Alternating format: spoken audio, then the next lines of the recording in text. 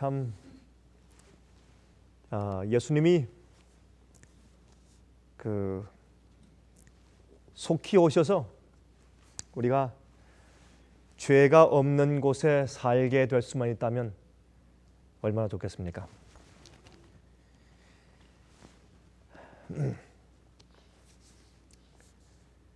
죄가 없는 세상이라고 하는 뜻은 무슨 뜻이냐면 이 땅에 살고 있는 모든 사람들이 하나님의 계명을 지킨다, 그런 뜻이 되지 않겠습니까? 이 땅에는 모든 사람들이 다 하나님의 뜻대로 사는 그런 세상이 된다면 얼마나 참 우리 마음 가운데 기쁨과 은혜가 충만하겠습니까? 또 그리고 염려와 걱정과 근심이 전혀 없는 그런 세상과 땅이 되지 않겠습니까? 여러분, 계명은 우리 서로에게, 우리 이웃들에게 가장 최선의, 가장 최고의 이 존경을 나눌 수 있는 그런 분위기가 하나님의 계명을 지키는 분위기입니다. 이웃의 것을 전혀 이웃의 권리를 전혀 타치하지 아니하고 또 이웃에게 최대한의 배려와 최대한의 고난과 그 권리를 부여하는 것이 하나님의 계명을 지키는 삶입니다. 그렇죠? 그래서 하나님의 계명을 지키면 이웃의 것을 전혀 건드릴 수가 없습니다. 이웃의 고난에 대해서 절대로 우리가 헐트하는, 흠을 내는 그런 일을 전혀 할 수가 없습니다. 그것이 하나님의 계명을 지키는 일이죠. 여러분, 이 세상에서 가장 지혜로운 사람의 조언을 우리가 듣는다면, 이 세상에서 가장 지혜가 있고 가장 많은 경험을 통해서 가장 산 증언을 할 수 있는 사람의 조언을 들을 수 있다면 우리가 그분의 이야기를 들어야 되겠습니까? 우리 다 같이 전도서 12장의 말씀을 좀 펴서 보십시다.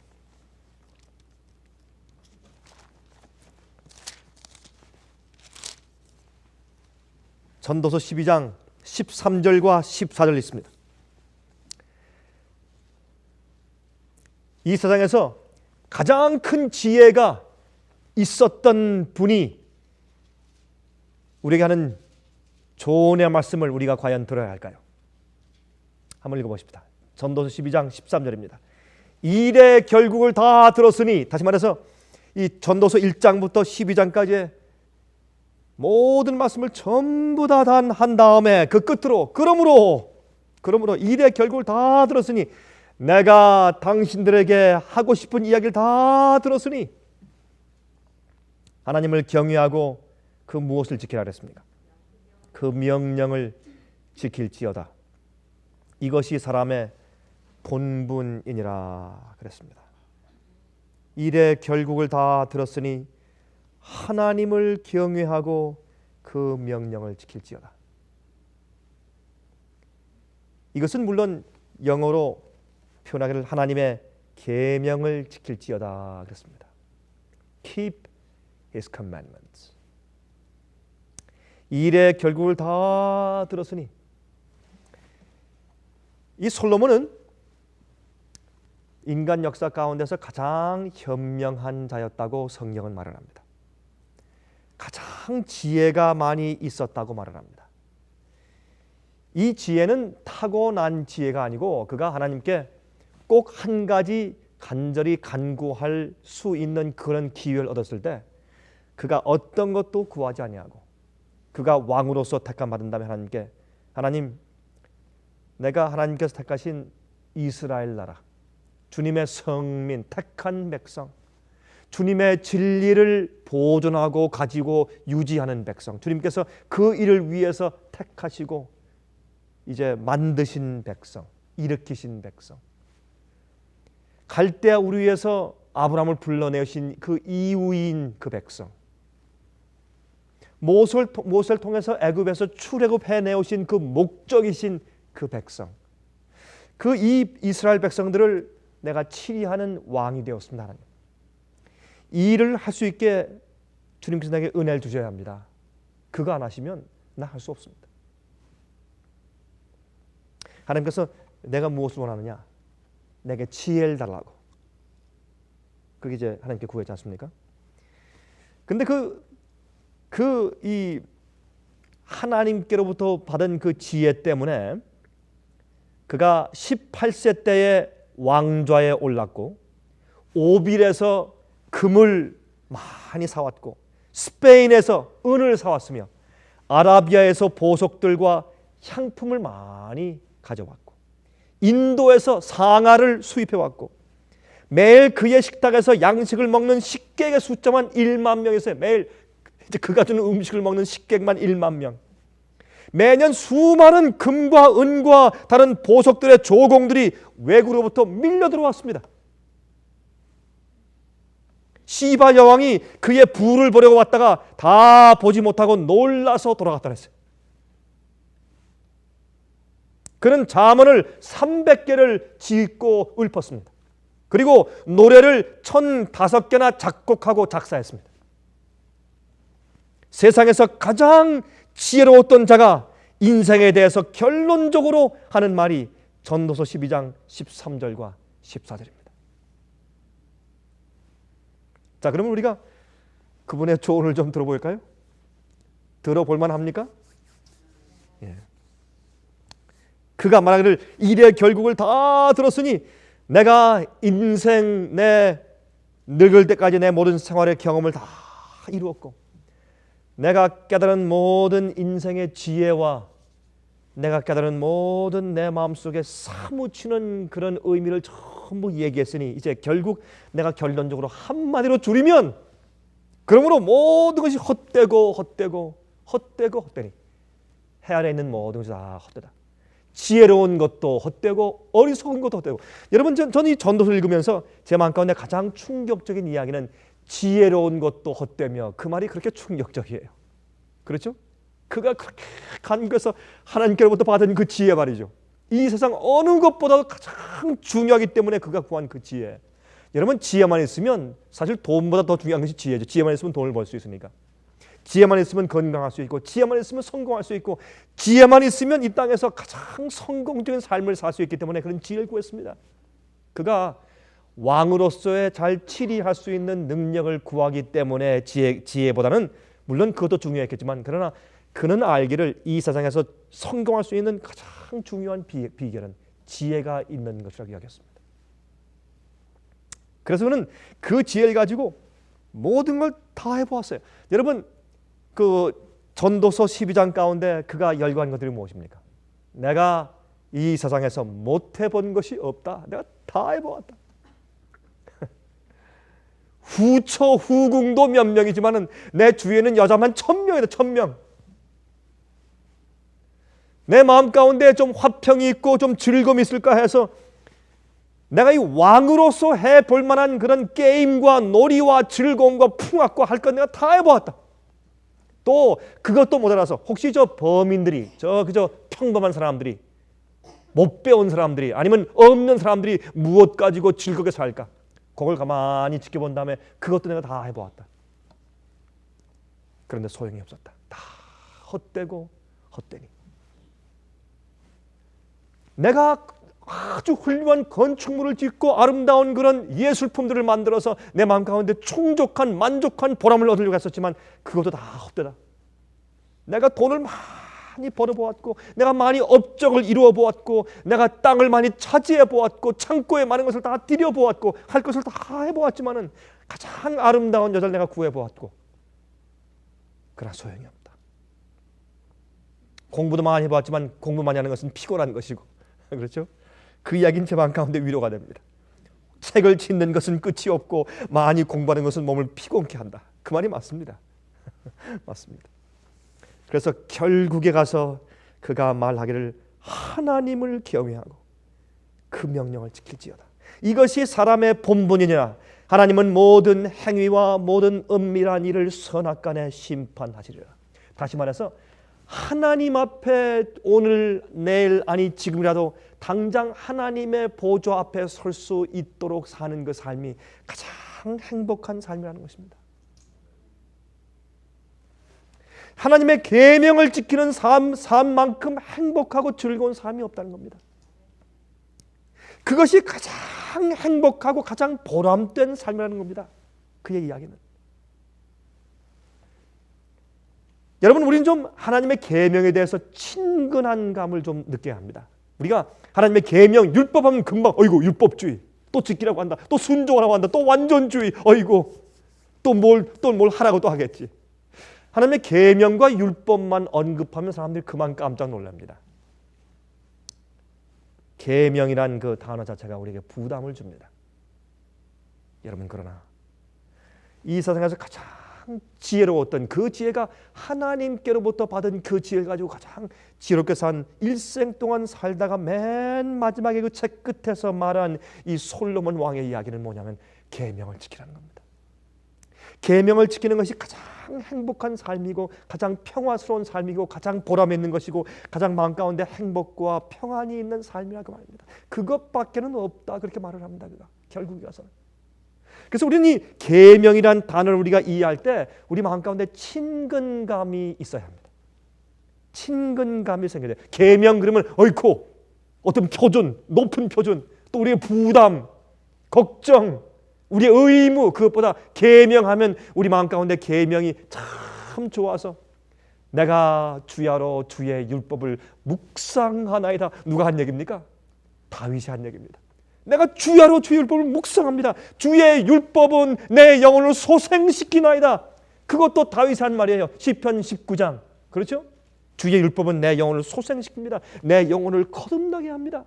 율법만 명상하고 생각하면 기분이 좋고 즐거고 감사하고 마음이 성결하게 되고, 그것이 우리가 그리스도인들이 특별히 마지막에 사는 그리스도인들은 하나님의 계명을 지키는 백성들이 되는 마지막 교회는 계명에 대해서 그렇게 친근감을 느낄 수가 있어야 합니다. 여러분이 솔로몬의 아버지 그의 부친 다윗은 이 하나님의 계명에 대해서 가장 긴 그 글을 썼죠. 그렇죠? 시편 119장. 시편 119장은 이 시편 가운데서 가장 길지만 성경 가운데 가장 긴 장입니다. 이 계명에 대해서 가장 길게 표현한 시를 쓴 것이 바로 솔로몬 왕의 아버지요, 다윗이요. 또한 가장 위대한 사도였던 바울도 하나님의 계명에 대해서 많이 기록했습니다. 특별히 믿음으로 말미암는 의에 대해서 기록할 때 반드시 계명에 대해서 섞어서 기록한 것을 그가 많이 썼습니다. 예수님도 하나님의 계명을 많이 강조했습니다. 여러분, 참 이상하게 오늘날 이 교회 안에서 말이죠, 많은 그리스도인들이 예수님은 율법에 대해서 많이 정죄하고 심지어 어떤 사람들은 율법을 폐했고 또 율법에 대해서 별로 강조하지 않고 율법과 상관없이 우리를 율법에서 해방시키려고 오신 분처럼 오해하는 사람들이 참 많이 있습니다. 하지만 정반대입니다. 예수님께서는 계명을 참 많이 강조하시고 계명을 사랑하신 분이었습니다. 예수님 당신이 계명을 주신 분이고 입법자고 계명을 세우신 분 아닙니까? 예수님께서. 어떻게 예수님께서 계명을 경시할 수가 있었겠습니까? 그래서 마태복음 15장 17절부터 19절까지 말씀하기를 내가 율법이나 선지자나 폐하러 온 줄로 생각지 말라. 폐하러 온 것이 아니요 완전케 하려 함이로다. 그렇죠? 이 완전케 한다는 것은 무슨 말입니까? 예? fulfill. 계명의 요구를 내가 성취시키려고 왔다 그래서요. 그렇게 말씀했습니다. 예수님께서 진실로 너에게 이르노니 천지가 없어지기 전에는 율법의 1.1획이라도 반드시 없어지지 아니하고 다 이룰 것이라. 다 이룰 것이라. 그러므로 누구든지 이 계명 중에 지극히 작은 것 하나라도 버리고 또 그같이 사람을 가르치는 자는 천국에서 지극히 작다 일컬음을 받을 것이요 누구든지 이를 행하며 가르치는 자는 천국에서 크다 일컬음을 받으리라. 여기 있는 말씀을 이제 읽으면서 어떤 사람들 말하기를 그러므로 계명을 지키지 않고 계명을 가르치지 않고 계명을 무시하는 자도 하늘은 가긴 간다. 왜? 하늘에 가서 지극히 작다 일컬음 받으니까 가긴 가지 않느냐, 그렇게 말하는 사람들이 있어요. 그러나 여기 있는 말씀은 지극히 하늘에서 작다 일컬음을 받는다는 말은 하늘이 볼 때 가치 가운데서 가장 작다고 말이에요. 가장 적은 가치를 가지고 있으니까 하늘에 절대 못 간다고 말입니다. 하늘에 갈 가치가 없다고 말입니다.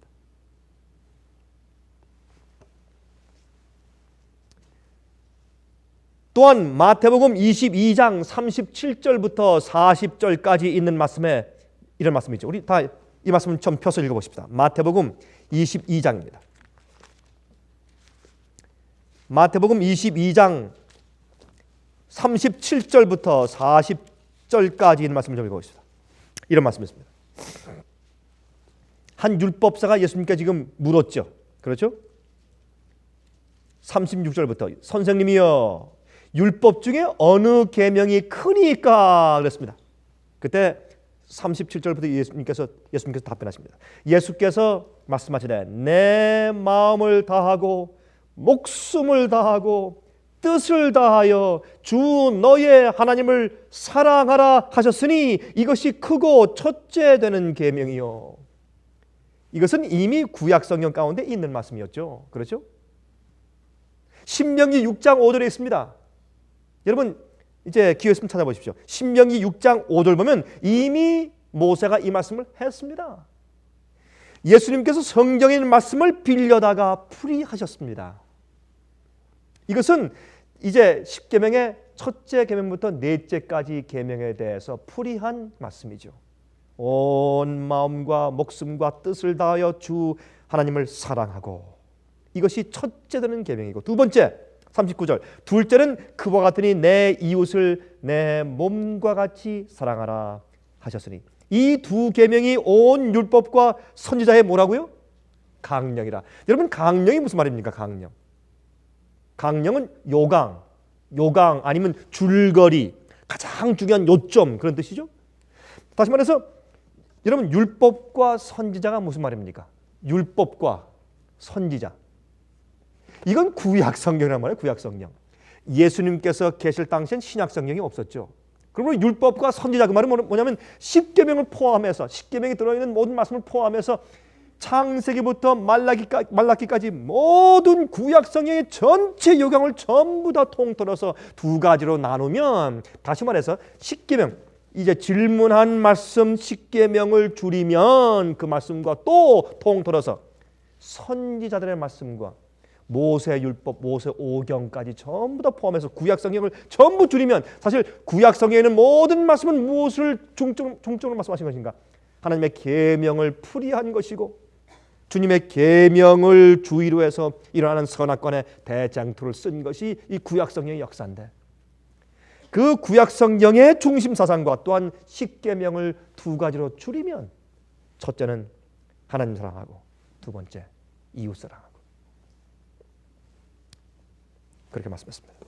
근데 영어 성경 가운데 이 40절을 이렇게 표현했습니다. 이 두 계명이 온 율법과 선지자의 강령이니라. 이 말씀을 그 영어 성경 가운데 말씀하기를 on these two commandments, 다시 말해서 이 두 가지, 첫째와 두 번째, 온 마음과 뜻과 목숨을 다해서 주 너희 하나님을 사랑하고, 두 번째 내 이웃을 내 몸과 같이 사랑하라. 이 두 가지 계명이 on these two commandments hang all the law and the prophets.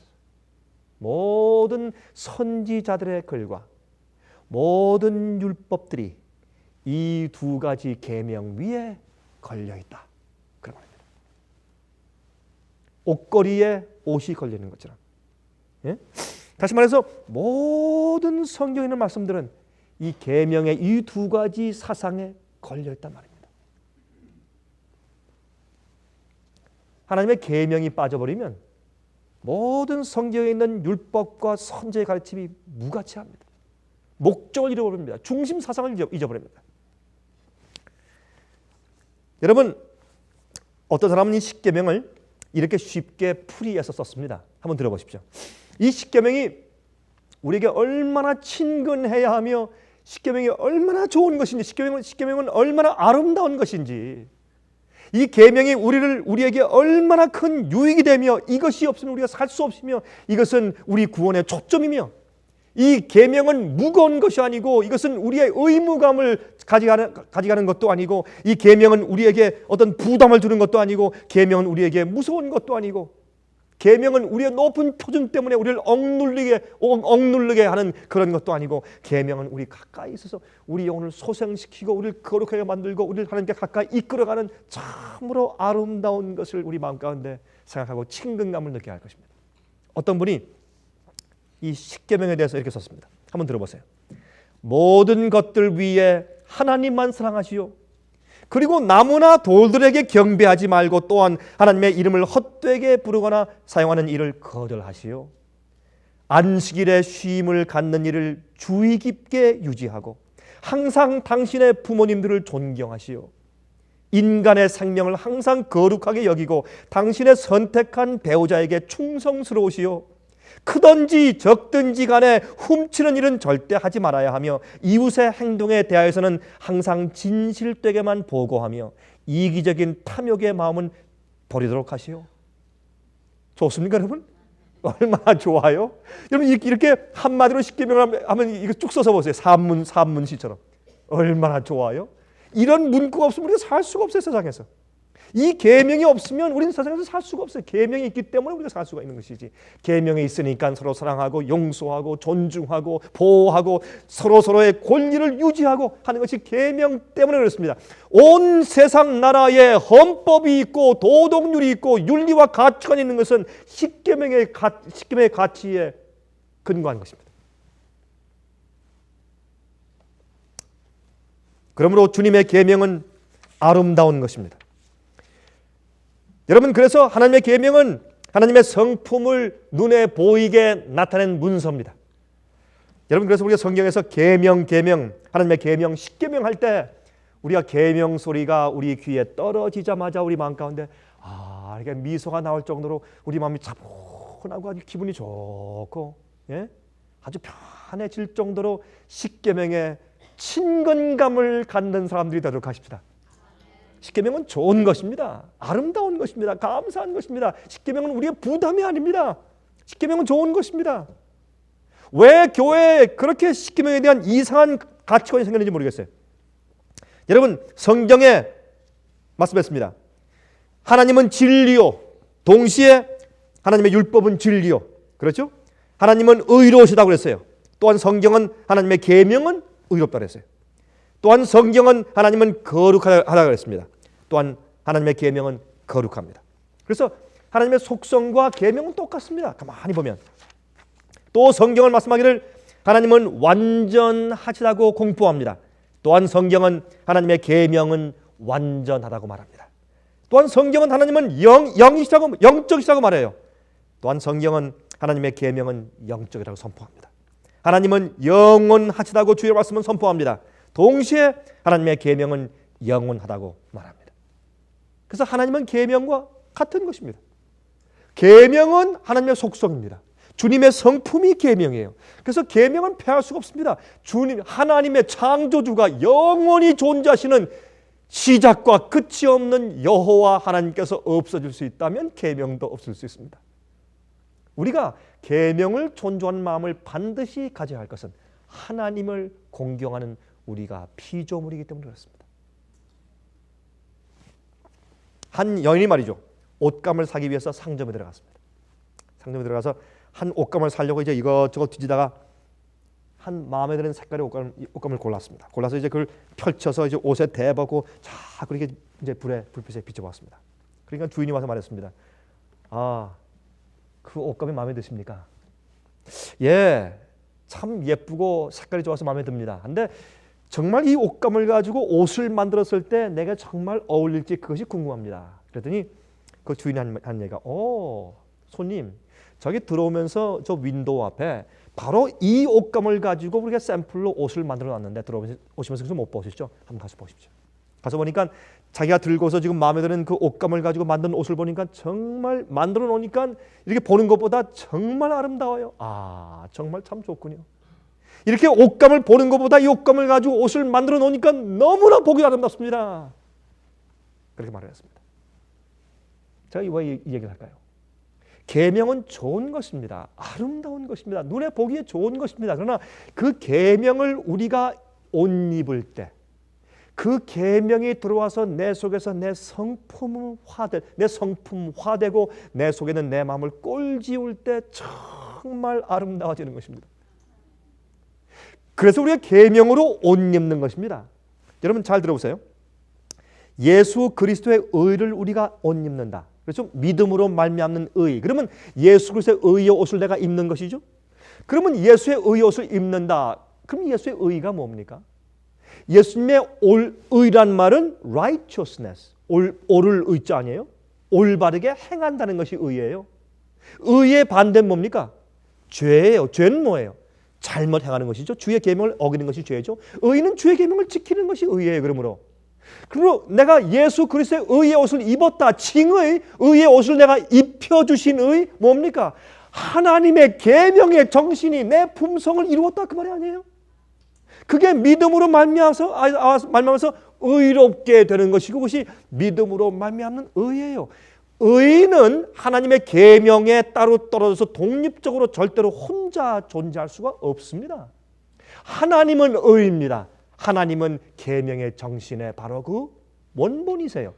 그러므로 예수 그리스도의 의의 옷을 입는다고 하는 것은 하나님의 계명이 내 속에 들어와서 내 정신 속에 들어와서 그러니까 하나님의 계명화되었다고 합니다. 내가.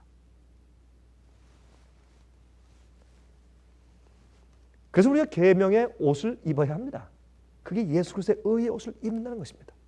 이만큼 율법은 우리 이 성경에서 가장 중요한 이야기 가운데 하나입니다. 여러분 성경에 4가지 율법들이 있습니다. 이것 때문에 사람들이 가끔 이제 혼돈하는데 4가지 율법이 있습니다. Laws, four laws. 첫 번째 모세 율법 가운데서 사회법이 있습니다. 사회법, civil law, 사회법. 그것은 사회 모든 규범에 대해서 말씀한 법입니다. 이것은 십자가에서 패했습니다. 왜? 이젠 더 이상 그런 것들이 필요가 없게 되었습니다. 이제 곧 유대 하던 나라로서의 존재는 곧 없어집니다. 그리고 이제 하나님의 계명이 어디에 주어집니까? 교회에게 주어집니다. 이제 그렇죠? 그래서 이제 더 이상 유대 나라가 하나님의 선택된 이 나라나 이 백성들로 교회로서 세상 앞에 대표되지 못합니다. 이제는 하나님께서 어떻게 그 특권을 누구에게? 교회에게 주십니다. 자, 두 번째 위생법들.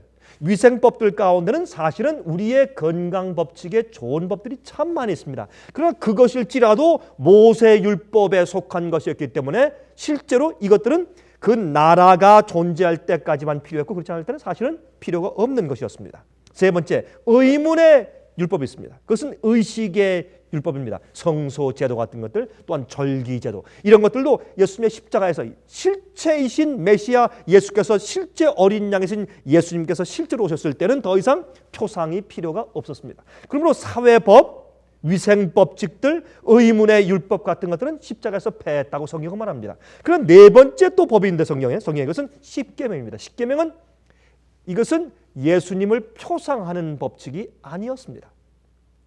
이것은 유대인들에게만 주신 법칙도 아니고 이것은 모든 인류에게 주신 법칙이고 하나님께서 인류를 창조하기 전부터 우주를 주관하는 법칙과 기본적인 원칙이었다는 것을 우리가 압니다.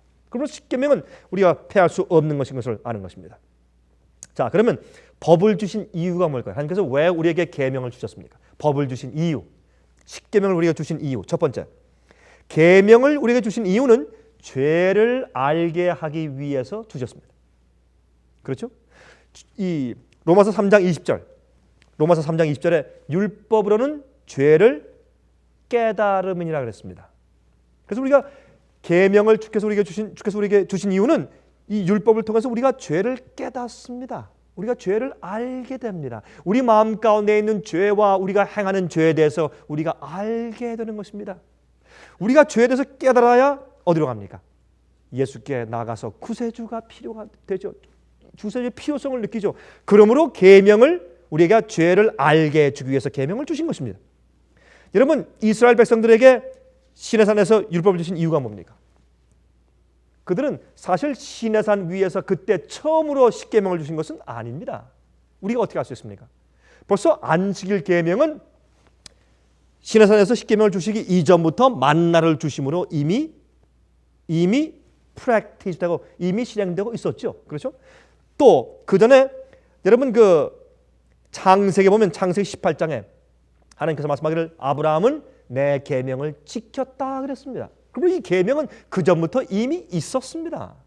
그러면 하나님께서 왜 이스라엘 백성들에게 시내산에서 율법을 주셨습니까? 그 이유는 그들은 너무나 오랫동안 노예 생활하면서 하나님을 잊어버리고 거룩하게 주님의 말씀과 명령을 따라 사는 것이 무엇인지 다 잊어버린 상태에 있었기 때문에 그들에게 다시 계명을 주신 것뿐이었습니다. 원래 있는 계명을 다시 성문화해서 기록해 주신 것뿐이었죠.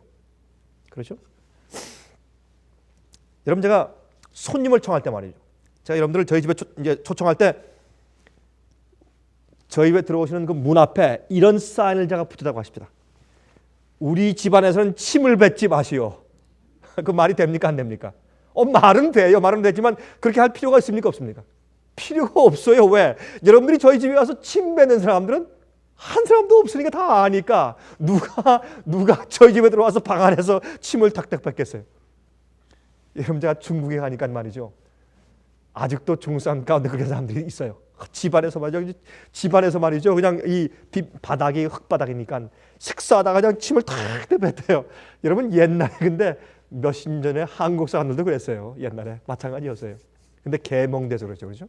근데 제가 저희 집안에 이제 손님들을 불러올 때 우리 집안에서 가래침을 뱉지 마시오. 그렇게 쓸 필요가 없어요. 왜? 다 아니까. 마찬가지입니다. 하나님께서 말이죠. 에덴 동산에서 십계명의 그 모든 그 조목들을 써 붙일 필요가 없었습니다. 왜? 그들은 계명을 지키는 그런 온전한 마음을 가지고 있었기 때문에 필요가 없었어요. 살인하지 말라. 그러면 아담이 하나님 잠깐 질문이 있습니다. 살인이 뭔가요? 이건 말이 안 되는 겁니다. 간음하지 말라. 간음이 뭡니까? 이건 말이 성립이 안 되는 것입니다. 그러면 하나님께서 선악과를 따먹지 말라고 하는 것을 십계명 대신해서 주신 것입니다. 권위로. 누가 창조주고 누가 피조물인가, 누가 경배받는 자고 누가 경배하는 자인가라는 것을 알려주는 것이 무엇입니까? 계명입니다. 또 계명은 우리가 하나님의 기준 밑에 있다는 것을 알려주는 것입니다. 우리가 잘못할 때 무엇이 잘못이고 무엇이 선인지 알려주는 기준인 것입니다. 심판의 기준입니다. 두 번째, 우리에게 율법을 주신 이유는 두 번째, 심판의 기준이에요. 여러분, 요한일서 3장 4절에 말씀하기를 죄는 무엇이라고요? 불법이라 해서 죄는 불법이라. 죄는 계명을 어기는 것이 불법이라 그랬어요.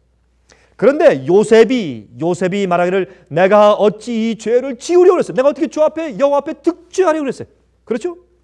아브라함도 하나님의 계명을 지켰다 그랬어요. 그렇지만 시내산에서 십계명을 주셨습니다. 왜요? 십계명은 심판의 기준이기 때문에 성문화시켜 주신 것입니다.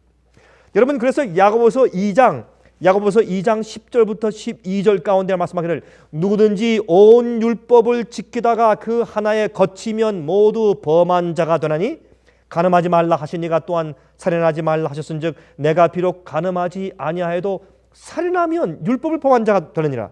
너희는 자유의 율법대로 심판받을 자처럼 말도 하고 행하기도 하라.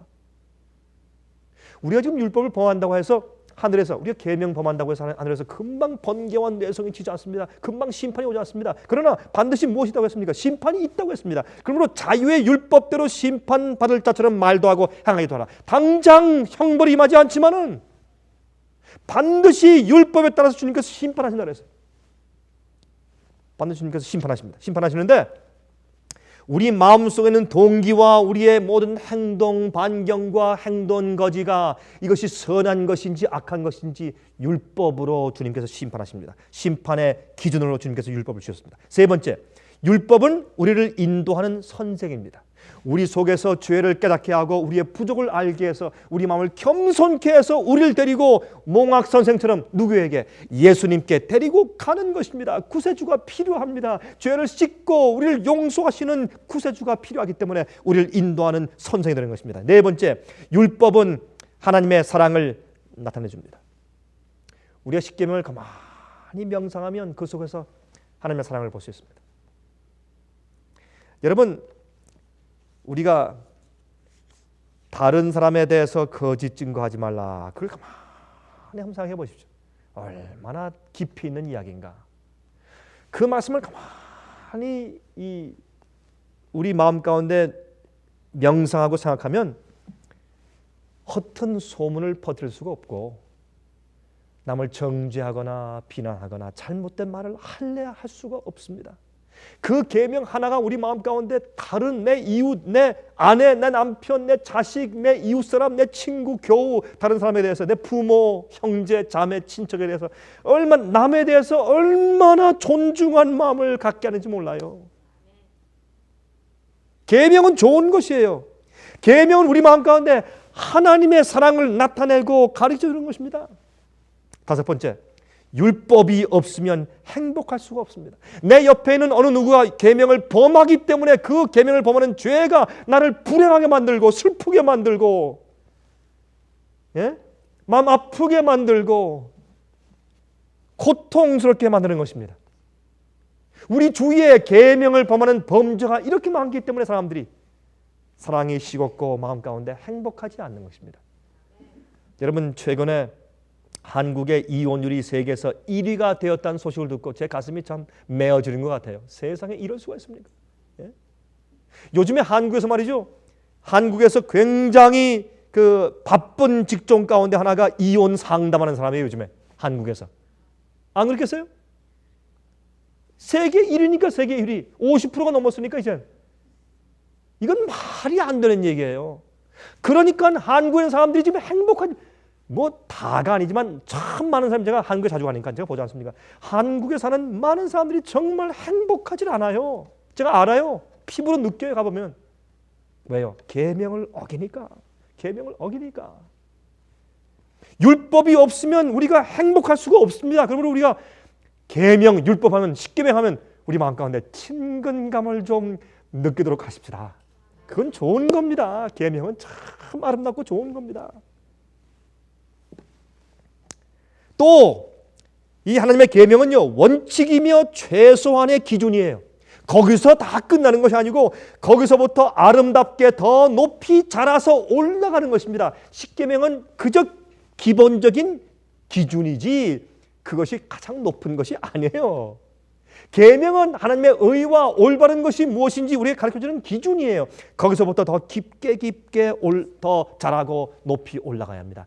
예수께서 그래서 산상보훈 가운데 너희가 너희 마음 가운데 의욕을 품으면 너희가 이미 무엇을 했다? 간음을 했다고 말씀한 이유가 거기에 있어요. 계명은, 십계명은 그 계명의 그 성문에 그 문자, 그 프레이즈, 그 문장 그곳에서 끝나는 것이 아니라 그 말씀이 우리 마음 가운데 들어와서 성령을 통해서 그 말씀이 깊이 내 마음속 깊이 들어와서 내 생각까지 가져가는 것이에요. 그래서 내 속에 있는 모든 계명의 하나님의 정신, 하나님의 거룩한 의와 맞지 않는 모든 것들을 내 속에서 폭로시키고 드러내 주는 것이 계명이 있기 때문에 계명은 심판하는 기준이에요. 계명을 읽고 보고 명상하면 내 속에 그 계명의 정신과 맞지 않는 죄가 드러나요. 내 속에 꽁꽁 숨어있는, 숨바꼭질에서 숨어있는 우리의 잘못된 동기와 생각들과 의도들이 그것이 폭로돼요. 그래서 죄인임을 느끼고 어쩔 수 없이 그리스도께 메시아와 구세주께 나아가게 되는 것입니다. 계명은 좋은 것입니다. 그래서 하나님의 계명이 우리의 마음속의 모든 동기들을 관할하고 주관하게 됩니다. 성령께서 우리의 경험의 깊이를 더해 주십니다. 하나님을 더 깊이 알고 이해하도록 해주시고 하나님을 향한 예배를 더 깊게 해주시고 이웃을 더 철저하게 보호할 수 있도록 해주시는데 그것이 하나님의 성령이 우리 마음 가운데 내재하실 때 주의 계명이 내 속에 하나님의 성품화되어서 이루어질 때 그 일이 가능해지는 것입니다. 그래서 로마서 8장 7절에 말씀하기를 육신의 생각은 하나님과 원수가 되나니 이는 하나님의 법에 굴복치 아니할 뿐 아니라 할 수도 없음이라 그랬어요. 우리가 거듭나야 율법을 지킬 수가 있어요. 육신에 있는 자들은 하나님을 기쁘시게 할 수 없느니라. 만일 너희 속에 하나님의 영이 거하시면 너희가 육신에 있지 아니하고 영에 있나니 누구든지 그리스도의 영이 없으면 그리스도의 사람이 아니라 그랬어요. 그러므로 성령께서 내 마음 가운데 내재하지 않기 때문에 계명을 지킬 수가 없는 것입니다. 그러므로 다르게 말하면 우리 마음 가운데 주의 성령이 거하시고 예수께서 내 마음 가운데 거하면 반드시 주의 계명을 지켜야 합니다. 그것은 아주 반드시 해야 하는 결론입니다. 계명을 지킬 수 없다는 것은 내가 거듭나지 않았다 그런 뜻입니다. 아주 간단한 것입니다. 여러분, 이 이야기는. 그런데 이 계명에 대해서 오늘날 기독교 안에서 얼마나 큰 오해가 있는지 몰라요. 계명은 좋은 것입니다. 계명은 선하고 아름답고 의로운 것입니다. 계명은 영원한 것입니다. 여러분, 성경에 마음의 온도에 대해서 세 가지를 말하고 있죠. 뜨거운 것, 찬 것, 또 뜨뜻미지근한 것. 여러분, 뜨뜻미지근하다는 하는 말은 무슨 말입니까? 원래 뜨거웠었는데 시간이 지나서 식었다 그 말이죠. 여러분이시여, 여러분, 우리도 언젠가는 계명에 대해서 뜨거운 마음을 가지고 있었습니다. 그러나 계명을 지킬 수 없다, 아니면 가끔 어긴다, 내가 잘 못 지키겠다, 아이고 해도 해도 안 되겠다, 이거는 뜨뜻미지근한 마음이지, 뜨거운 마음이 식었던 마음이지. 하나님 사랑하고 예수님 사랑하고 주님께 감사한 마음이 충만할 때 어떻게 계명을 지킬 수 없단 말입니까? 그것은 잘못된 얘기입니다. 그렇죠? 그래서 요한계시록 12장 17절에 말씀하기를 용이 여자에게 분노하여 돌아가서, 마귀가 여자에게, 교회에게 분노하여 돌아가서 그 여자의 남은 자손, 그 교회의 남은 자손 곧 하나님의 계명을 지키며 예수의 증거를 가진 자들로 더불어 싸우려고 바다 모래 위에 섰더라 그랬어요. 그러므로 여기에 남은 교회는 하나님의 계명을 지키는데 그 사람들은 예수 그리스도의 의의 옷을 입고 있고 계명의 성품이 그 속에 꼴지어져 있고 하나님의 인정을 받는 교회라고 말하는데, 그 교회를 미워해서 마귀가 마지막에 전쟁을 일으킨다고 성경을 말하고 있습니다. 계명 자체에 능력이 있는 것이 아니라 하나님의 성령이 내 속에 내재해서 그 계명의 정신이 내 것이 되었기 때문에 내 속에서 능력이 존재한다 그 말입니다. 여러분, 성령 가운데 성령이 충만하다, 성령이 충만히 임하시니 성령의 충만함을 받았더라, 그런 말씀 많이 있지 않습니까? 특별히 이제 사도행전 가운데, 그렇죠? Filled with the Holy Ghost, 성령이 충만하니라, 그런 말씀 가운데서 이 충만하다, 이 성령을 채운다, 성령을 받으라 할 때 그 말의 그 단어가요, 헬라 말로는 플레이토라는 뜻입니다. 플레이토. 이 헬라 말로 플레이토라는 말은 참 아주 흥미있는, 재미있는 그런 그 의미가 그 속에 들어있어요.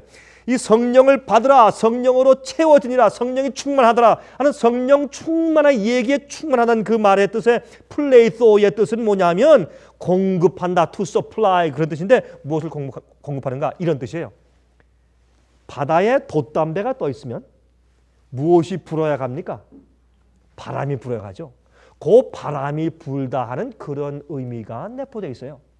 그러므로 돛담배가 그냥 갈 수 없어요. 바람이 불어야 가요. 돛담배는 가만히 있으면 바람이 부는 대로 가요.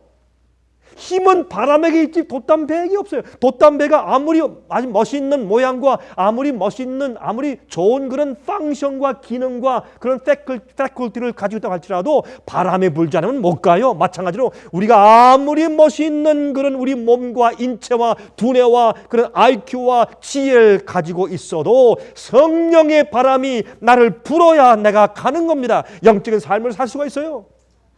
이게 성령 충만이고 성령을 받는 것입니다. 성령은 어떤 의미에서 우리가 뒤에서 공급하는 주의 바람에 의해서 내가 끌려가는 것입니다. 돛담배에 바람이 부는 것처럼 그것이 성령 충만이에요. 여러분, 이런 말이 있습니다. Total Christian. 여러분 그런 말 들어보셨어요? Total Christian. 거북이 그리스도인. 근데 거북이 그리스도인 그러니까 어떤 사람들은 그 사람이 좀 느린 모양이죠? 그렇게 말합니다. 좀 느리고 좀 엉거주춤하고, 그런 뜻이 아닙니다. 터럴 크리스천이라는 그런 말을 하는 미국 사람들이 부르는 이유가 있어요. 거북이는요 500일 동안 먹지 않고도 산대요. 거북이는 500일 동안.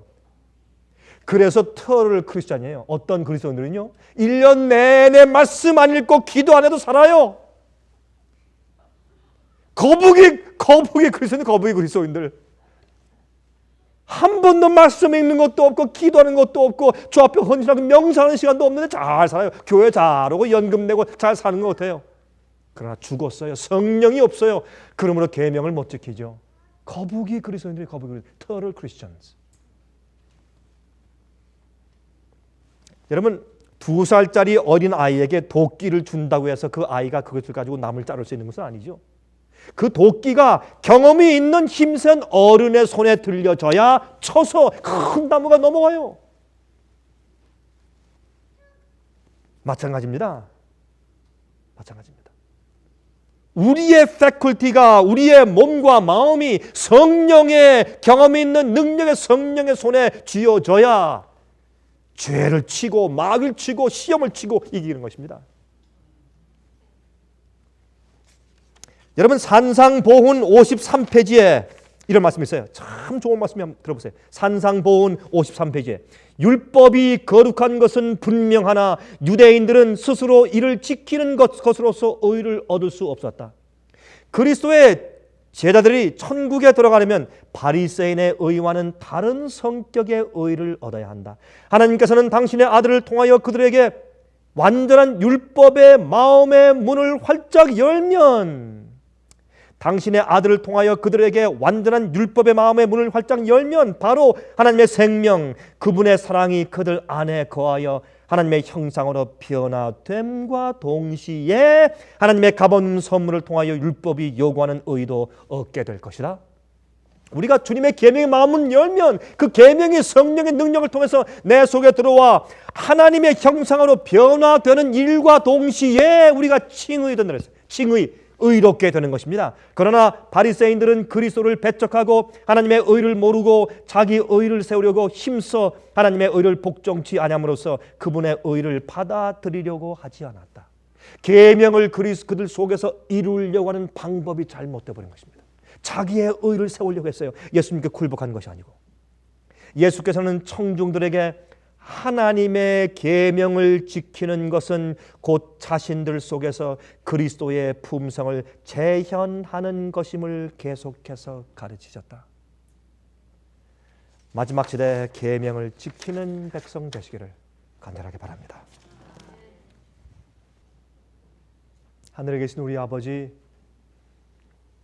우리에게 주님의 계명을 주셔서 우리 영혼을 소송케 주시니 감사합니다. 우리로 하여금 주의 계명을 묵상하게 하시고 주의 계명에 깊은 애정을 느끼게 하시며 계명이 우리 속에 들어와 우리 속에는 모든 잘못된 것들을 다 골라내어서 저희를 정결케 하게 해주시길 기도합니다. 하늘에 계신 아버지시여, 우리의 소원은 곧 아버지와 함께 영원히 사는 것이오니 주여, 저희가 계명을 어기는 그런 품성과 생각을 저희 마음속에 더 이상 오래 품고 있을 마음이 없습니다. 주여, 저희를 도와주시옵소서. 주의 성령을 저희 마음 가운데 베풀어 주셔서 참 충만하게 해주셔서 저의 삶을 그렇게 주님의 뜻대로 순풍에 돛단 배처럼 이끌어 가주시길 기도합니다. 오 주님이시여, 하나님께 올바로 경배하고 이웃을 우리 몸처럼 사랑하는 거룩한 의의 품성이 우리 속에 아로 새겨지기를 위해서 간구합니다. 저희를 도와주시옵소서. 살아계신 예수 그리스도의 거룩하신 이름을 의지하여서 간절하게 기도합니다.